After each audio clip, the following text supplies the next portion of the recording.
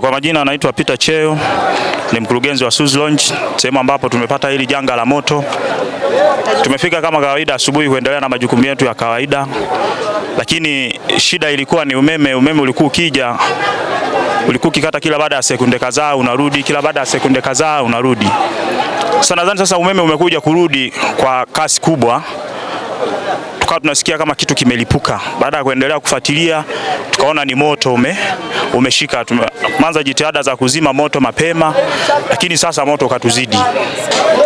Tuliokuwepo kazini na bosi tulishirikiana kuuzima na fire extinguisher maji, lakini moto ulishindikana, ikabidi tutoke.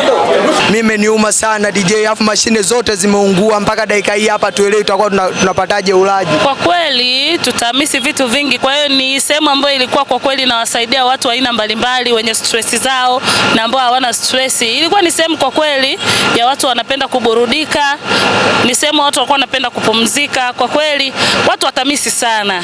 Baada ya kusikia tukio tukawahi kuja kuokoa.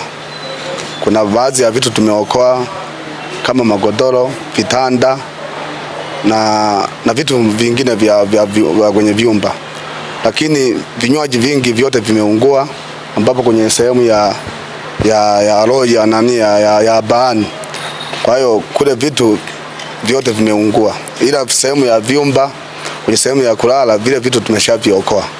Kwa hiyo labda tu kuna sehemu ambayo ilitaka kuungua, lakini waokozi wamefika kwa muda, wameudhibiti moto.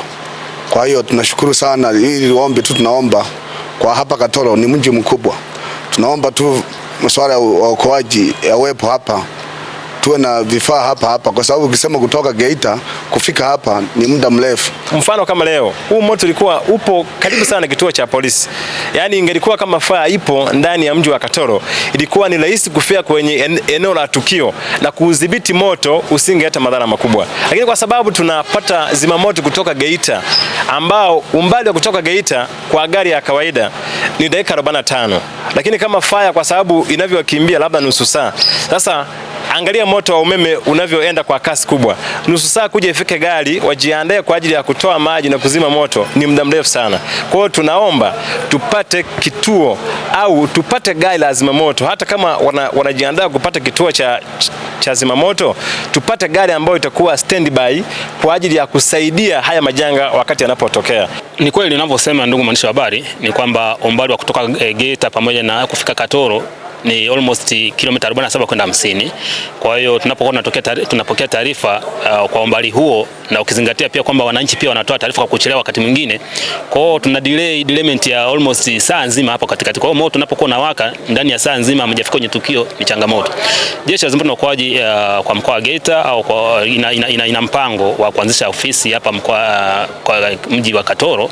Kwa hiyo muda wote tu kwa mwaka huu naamini kwamba haitapita kabla hatujaanzisha ofisi hapa na kusogeza huduma ya jamii ya zimamoto karibu na huduma wananchi.